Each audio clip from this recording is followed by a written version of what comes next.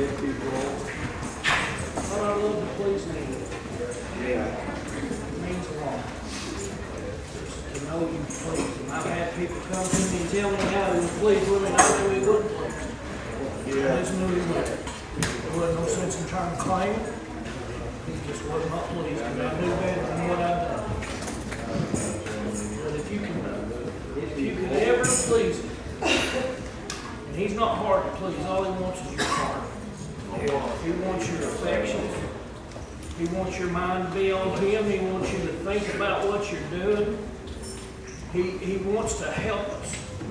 And there's a lot of times if we're too loud, we can't hear him talk to us, Kenny. I've heard people say you got to be quiet. You do have to be quiet because he ain't all that big jangle a lot of time. He just wants to talk to you. He wants you to believe what he's telling you. Most of all, he wants you to trust him and have confidence in him. I thought I want to believe the report of Jesus. That means a lot. That man come down here and he lived them years, and then they crucified him. They put him in the ground, and then he came back out. I want to believe that report. Yeah, believe it. I want to believe the gospel. All right. Just a little bit, I'd like to leave this with you. The 3rd chapter, Colossians, just a little bit of reading. It said, if ye be risen with Christ, seek those things which are above, where Christ sitteth on the right hand of God. Set your affections on things above, not on things on the earth. For ye are dead, and your life is hid with Christ in God. Good place to be hid. Yeah. When Christ, who is our life, shall appear, then ye also appear with him in glory. Mortify therefore your members which are upon the earth, fornication, uncleanness, inordinate affection, evil concupiscence, and covetousness, which is idolatry.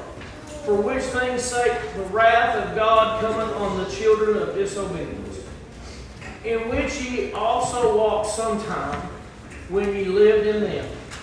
But now ye also put off these: anger, wrath, malice, blasphemy, filthy communication out of your mouth.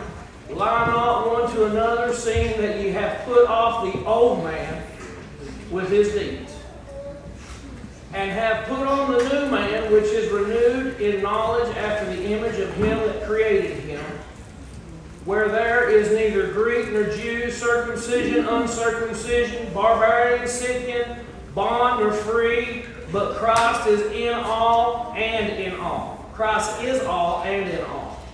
Put on therefore the elect of God's holy and beloved, bowels of mercy, kindness, humbleness of a mind, meekness, long-suffering, forbearing one another. Yeah. Right here's the big one. Yeah. And forgiving one another.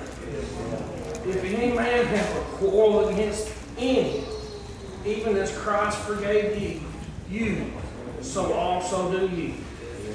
And above all things, put on charity, which is the bond of perfectness. I thought, back, I think it was 2001, around there, 2001, I went to 3 Mile Island. Charlie and I was working up there, and I was scared when I went in there. This was a place that when you went in there, they tested you before you could even walk around by yourself. You had to talk to a psychiatrist before they would even let you walk in there by yourself because of the things that were going on in there. The nuclear reactor is what it was. And they put us out there, and we were taking those big cooling towers down. And the next day, that boss told me, he said, we're going to be doing some chemical bombing. And it had me scared to death. I didn't know what in the world we were fixing to do. They wanted us to do some chemical bombing, they said. All it really amounted up to was we were putting epoxy in a hole and we were putting a bulb in it. But they had a big word for it. Yeah. But I thought we had to drill those holes. We had to clean those holes. We had to wash them. We had to dry them. We had to blow them out. And then we had to clean them again, Russell. Because they didn't want nothing to get between the bond of what was going on and that steel. Yeah, yeah. And I thought Jesus wants you to get everything out of your life that could be in the way. Anything that could get in between you and Him and mess that bond up, He wants to get it out of your life. And I thought when I started out, I would hold things back. I'd go up a little while and I'd go down. I'd go up a little while, I'd feel a little bit good, and then I'd just go right back, Jerry, to where I was. Didn't seem like I could ever get anywhere. But I thought there was a day that I made my mind up I was going to get a hold of God. No matter what, Barb, if I fell out, if I didn't, whatever, they had to take me to the hospital and made my mind up that I was not going to eat until I got a hold of God. We can get a hold of this man right now. He is ready to help you. I can feel the waters stirred up. He wants to come to you. He wants to help you. Ain't that good what he told Lee just a few minutes ago? Told him he'd give him that he sees move on these other people. You know what we need to do when he talks to us like that? We just need to wait on him. You just need to come on in. He's ready to help you. God is ready to work for you. I thought I'd grieve over a job for my family. I wanted to provide for my family. I know it's a man's job to provide for his family. I don't believe in a sorry man. I just don't. I believe it's a man's job to provide for his family, but I also believe that you need to watch what you're doing and don't follow after this money. That I was sitting talking to a guy one time, and he told me, he said, Josh, I've always just followed the money. He said, wherever the money led me, that's where I went. That man turned around and walked off. I felt a fear get on me. God spoke right to me. He said, you said you would follow me. You said you would follow me. It don't matter about all these things, boys. When it comes down and you're taking your final breath and you know that the chilly hand of death is getting on you, I'll guarantee you're not going to worry about a bank account. You ain't going to worry about what you got. You're going to worry about what's between you and this man you're fixing to meet. Because you know your soul is sliding out of here. And it's going to meet the man. With nothing between me and him. Not a thing. I thought, but you know what bothers me when I get in revival more than anything? Something would happen, Deanna, and I couldn't be here. I messed up and I did something that caused me to be late, caused me to miss it, because I don't want to fail God. You know what's in our hand? These people get up here and they false prophesy to people. You know what's in your hand when you do that? Life and death. You're messing with people's lives when you do that. You step on out there, you can get you something wound up in your mind. You come on out there and you do it, you're messing with people's lives. It ain't scary to people no more, church. It ain't scary no more. You know what this is? This is life and death. You can walk out that door, you might never make it out. I'm not trying to scare you into praying. You might not make it out of that pew tonight. When He comes after you, that's it. There is no more. Playtime is over. You know what we need to do? We need to get whatever's in our way out of our way. Whatever it is. I thought, I'll talk about me that way, it don't hurt you. Me and Jennifer went to Florida. We let our kids wear things they shouldn't have worn. We did. We took them places we shouldn't have took them. We just did. But I thought about when we come back, we started tightening things down. That made it hard. I always told my girl, people get mad whenever I say this, but I always told her, I said, honey, if you never start working Sunday, you don't ever have to lay Sunday down. You don't ever have to walk up in front of them people and tell them, say, hey, I feel like I need to stop. And they say, well, you've worked all these other ones. Don't never start it. I know that hits hard. I know that hits hard. But if you don't never start, you don't ever have to stop. I thought we did that. We let our kids do things they shouldn't have done. They wore things they shouldn't have wore, Jared. But we finally started. We started realizing what was going on. God was having mercy on us. Jennifer said there'll be no more of that stuff coming to this house. Well, Mommy got mad. And then Mimi got mad. And then Jennifer, I just let her handle it. I just throw her to the wolves. I let her handle it. I said she's the one that has to take care of them. She's the one that has to dress them. I just gave her over to them. She stood her ground, she put her foot down, she said, I'll tell you one thing, this stuff coming back to this house, or it gets put on one of my children, you'll never do it no more. And if it comes back here, I'll put it in the yard and we'll burn it. We ain't going to yard sale it. We're going to get rid of it. That stuff hits hard nowadays, Jerry. Where have we fell from? Where have we slipped back on just a little bit? I ain't throwing darts at you. Don't think I am. I'm telling you something that'll help you. Come on, bro. There's safety in that. You live in a homeless house, your children are to live homeless too. If you're a homeless man or a homeless woman, your children are to look just like you.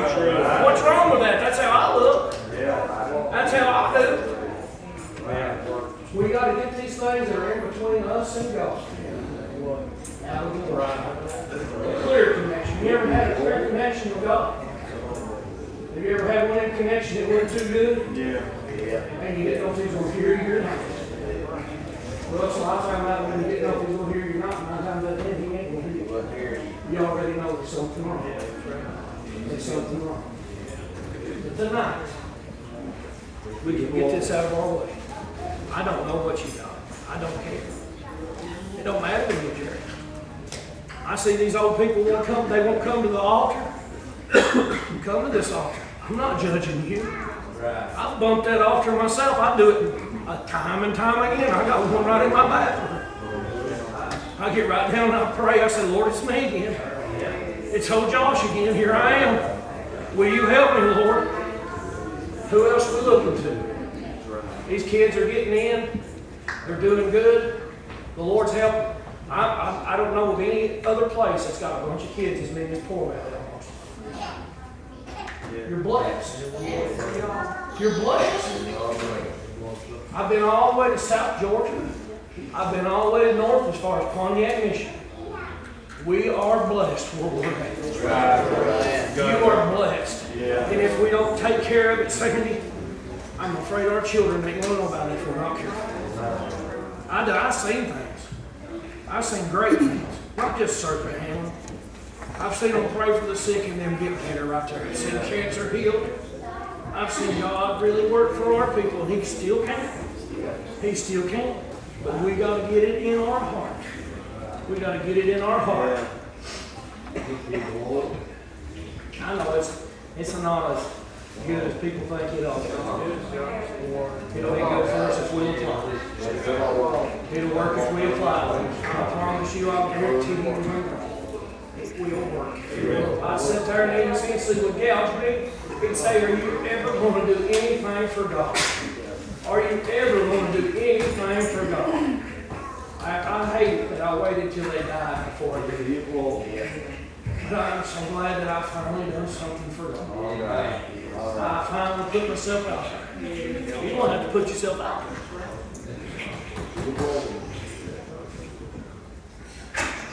And above all these things, put on charity, which is the bond of perfection. And let peace of God rule in your hearts, to which ye also called one body, and be ye thankful. Let the word of Christ dwell in you richly, in all wisdom, teaching and admonishing one another in songs and hymns and spiritual songs, singing with the grace in your hearts to the Lord. And whatsoever ye do, in word or deed, do in the name of the Lord Jesus, giving thanks to God the Father by Him. It don't matter how good I am, how I think I am. Everything you do reflects on Jesus. It's all about Him. It's all about Him. No matter what. He said, my righteousness is filthy rags. My righteousness for His name's sake. Whatever I do, I've seen them, they try to pump themselves up and say I'm something. I'm done. We need to get a hold of that. This little fella right here was telling about where he come from. He come from up there beside Marlowe's in Piper. That's a rough place. Said he was Baptist. He said the Lord brought him out. Well, we got to be thankful for it. You know how thank you for, Jason? I was lost. Now I'm found. I was blind. But now I see. I don't know what's wrong with this tonight. Come on. But I feel good. Bless you. Yeah. Bless you. I thank God there was men stood up and told me. I thought I wanted a job, and I just try to hold it long. I wanted a job in mine so bad, so I didn't have. Well, I got one. I was having to drive all the way to Greasy Creek, 2009, up at the top of the hill at Shamrock Cove. That's a long way from you in Virginia. That's a long way. Having revival, doing what God wanted me to do. I come in there and we prayed and prayed and begged the Lord and begged Him. I put in an application to Allen Hamilton. Well, the phone rang. About 2 days before that, Ronnie Hoskins was in church with us. He turned around just out of the blue, Jerry. Just out of the blue. He said, Josh Pendleton, I know you want a job where you want one, but you can't take no second shift job. It'll have to be a first shift job. You got to have me. You got to hold me somewhere. He said, you can't take second shift. Can't do it. That phone rung, we was on our way to Alabama. I was going down there to preach. Crow called me and picked up the phone. Fella, one of the big bosses there in Alabama. He said, you Josh Pendleton? I said, yep. He said, well, I want to hire you to run a deal there. I said, buddy, I said, I ain't never run one that big. He said, it's not what it seems. It ain't like it seems. He said, I believe if you just come, you'd like it. I said, well, I'll take it. Man, I was tickled. I was tickled to death. I said, what time you want me to show up Monday? He said, about 5:30, 6 o'clock. I said, I'll be there 5:30, 6 o'clock Monday morning. He said, oh, no. He said, this is a night shift job. I said, do what? He said, this is a night shift job.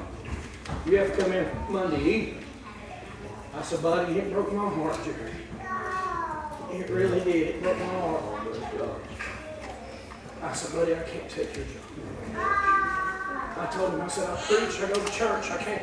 I said, I wouldn't be happy. I want you to be happy with me, and I sure wouldn't be happy. Yeah. I'd hate to get a job, and I'd hate to quit you in just a little while.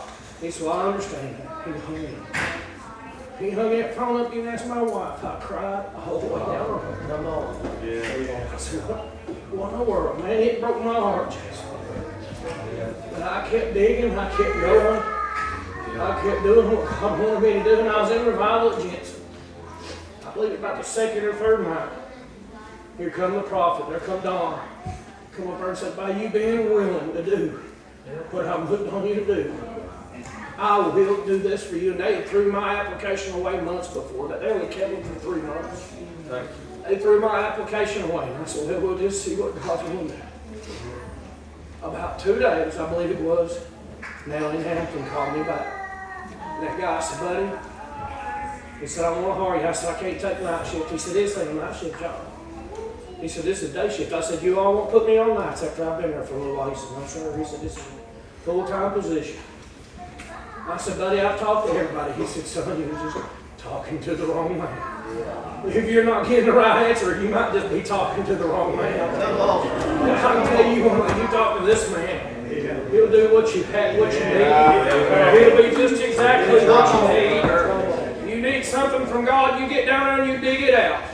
You don't tell nobody what's going on. You get in there and you put it away and you pray about it. God will help you. And you may just have to swallow down and take something you don't want.